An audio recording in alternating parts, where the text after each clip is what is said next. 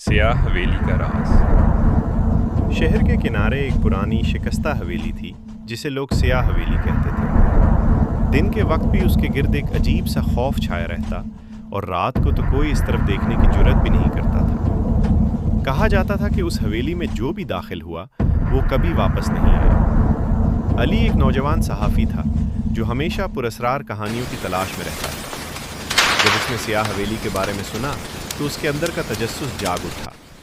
मकामी लोगों ने उसे बार बार रोका, मगर अली ने उन बातों को तवहम परस्ती समझकर नज़रअंदाज कर दिया। एक सर्द रात अली अपने कैमरे और नोटबुक के साथ हवेली के दरवाजे पर पहुंचा। जंग आलूद लोहे का दरवाज़ा चरचराती आवाज़ के साथ खुला, जैसे किसी ने अंदर से उसे खुशामदीद कहा हो। अंदर कदम रखते ही ठंडी हवा के झोंके ने उसके जिस्म में सनसनी दौड़ा दी।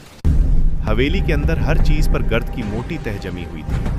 दीवारों पर लगी तस्वीरों में मौजूद आंखें ऐसे लग रही थीं जैसे अली को घूर रही। अचानक उसे ऊपर वाली मंजिल से किसी के चलने की आवाज़ सुनाई दी। उसने खुद को मजबूत किया और सीढ़ियां चढ़ने लगा।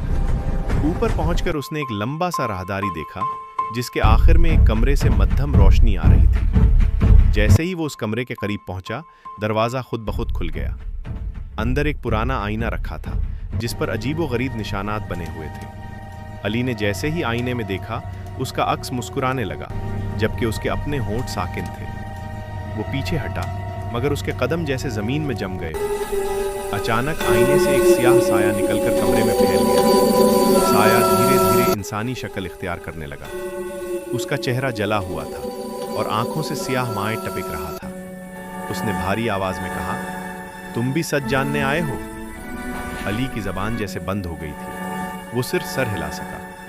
वो साया हंसा, ऐसी हंसी जिसमें दर्द और गुस्सा दोनों शामिल थे। इस हवेली में बरसों पहले एक खानदान को जिंदा जला दिया गया था। मैं उन सब की रूह हूँ और जो यहाँ आता है वो मेरे साथ कैद हो जाता है।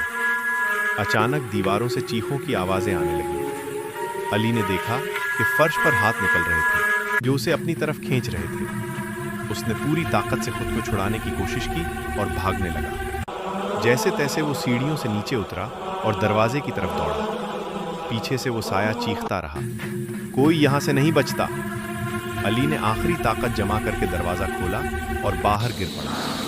दरवाज़ा उसके पीछे ज़ोर से बंद हो गया। अगली सुबह मकामी लोगों ने अली को बेहोश हालत में हवेली के बाहर पाया। जब होश आया तो उसके बाल सफ़ेद हो चुके थे और आंखों में खौफ हमेशा के लिए बस गया था। उसने कभी उस रात के बारे में बात नहीं की।